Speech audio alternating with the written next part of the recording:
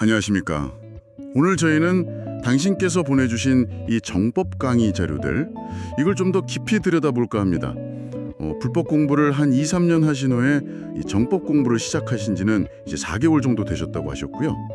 특히 좀 마음 아픈 이야기인데, 시댁에서 겪으신 그런 비극적인 일들, 또 남편분의 어려움 속에서 이 공부하는 마음가짐에 대해 고민이 많으신 것 같아요. 네, 그런 상황이시면 정말 마음이 복잡하실 것 같습니다. 그래서 이 보내주신 내용들을 보면서 이 가르침에서 말하는 공부의 올바른 자세가 뭘까? 또 이 강의 자체에 어떤 가치를 두고 있는지, 그리고 이제 여러 세대에 걸쳐 나타나는 문제, 흔히 말하는 업장이라는 거 있잖아요. 이걸 어떻게 보고 또 어떻게 풀어갈 수 있다고 하는지, 그런 부분들을 좀 같이 살펴보려고 합니다. 네, 좋습니다. 어디부터 이야기를 풀어볼까요? 우선 그 공부하는 마음가짐, 그 부분부터 시작하면 좋을 것 같아요. 자료에 보니까 억지로 막 애쓰지 말고 그냥 강의가 좋으면 좋은 대로 즐겁게 듣고 좀 아니다 싶으면 잠시 멈춰도 된다, 뭐 이런 조언이 있더라고요. 즐겁게 듣는 거, 그게 에너지가 된다는 말이 참 인상 깊었어요. 네, 맞아요. 거기서 제일 강조하는 게 그 즐거움인 것 같아요. 이 가르침에서는요, 강의를 이렇게 기쁜 마음으로 받아들일 때 그 에너지가 쌓여서 개인의 내면, 그러니까 여기서 말하는 영혼의 질량이라고 표현하는데요. 영혼의 질량이요? 아, 네. 뭐랄까, 일종의 내적인 성숙도나 에너지 수준, 이런 개념으로 볼 수 있을 것 같아요. 그 질량 향상으로 바로 이어진다는 거죠. 질량, 흥미로운 개념이네요. 심지어 보니까 외모까지도 막 긍정적으로 변한다고 하던데요. 이건 좀 상당히 파격적인 지장 같아요. 내면이 외면에 영향을 준다는 거죠. 아, 내면이 외면에, 네네. 그리고 더 나아가서 이 정법 강의 자체의 가치를 엄청나게 높게 평가하고 있어요. 뭐 수천만 원짜리 명강의보다 더 귀하다, 세상을 바꿀 수 있는 가르침이다, 이렇게까지 강조를 하거든요. 와, 그렇게까지요? 세상 어디에도 없는 특별한 강의다, 뭐 과학자들도 놀란다, 뭐 이런 말도 있던데 그 근거가 뭘까 좀 궁금해지는데요. 아마도 이 가르침이 기존의 어떤 지식 체계와는 다른 굉장히 근본적이고 새로운 원리를 담고 있다? 이런 자부심의 표현으로 읽힙니다. 그래서 이게 또 누구나 쉽게 접할 수 있잖아요.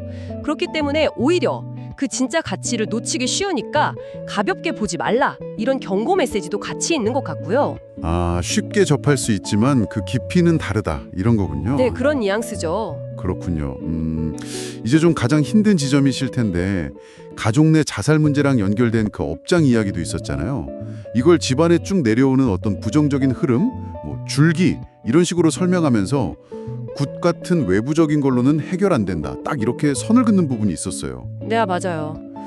왜 그런 외부적인 노력들은 근본 해결책이 안 된다고 보는 걸까요? 그 이유에 대한 설명도 혹시 있었나요? 네, 그 핵심은 문제의 원인이나 해결책이 전부 내부, 다시 말해 당사자 내면에 있다고 보기 때문인 것 같아요. 그러니까 외부적인 방법들은 뭐 일시적인 위안이나 어떤 방편은 될 수 있을지 몰라도 문제의 뿌리가 되는 개인과 집안의 그 영혼의 질량 자체를 바꾸지는 못한다, 이렇게 보는 거죠. 아, 질량 자체를요? 네. 그래서 가족 구성원 중에 누군가가 이 정법 공부를 통해서 스스로의 내면을 성장시키고 이 영혼의 질량을 높이는 것, 이게 바로 근본적인 해결책이다, 이렇게 제시를 하는 겁니다. 아하, 그러니까 한 사람의 내적 성장이 결국 집안 전체의 그 부정적인 흐름, 그 업장이라고 부르는 것까지도 끊어낼 수 있는 열쇠다, 이렇게 보는 거군요. 정확합니다.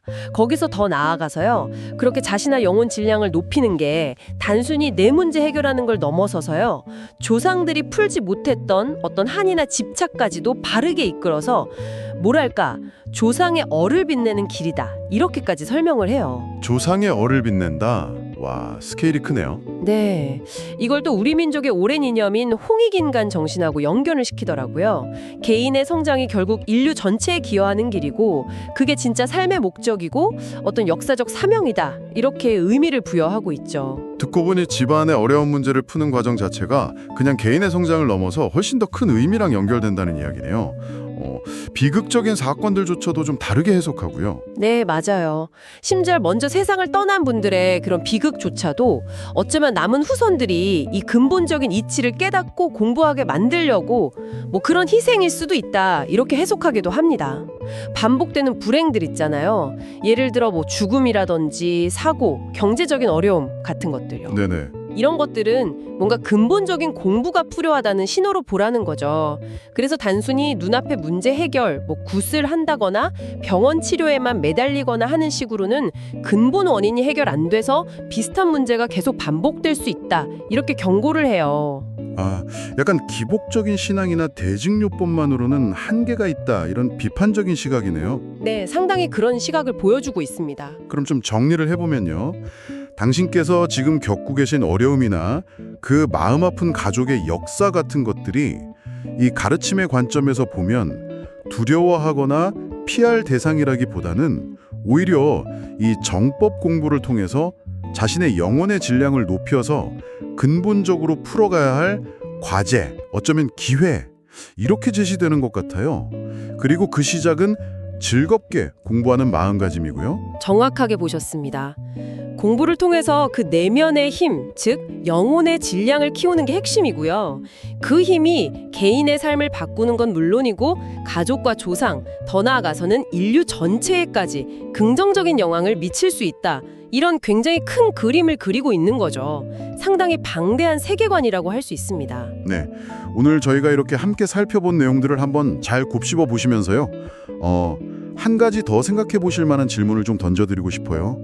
당신의 그 영혼의 질량이 높아진다는 게 구체적으로 당신의 생각이나 감정, 행동, 그리고 관계에 어떤 변화를 가져올 수 있을까?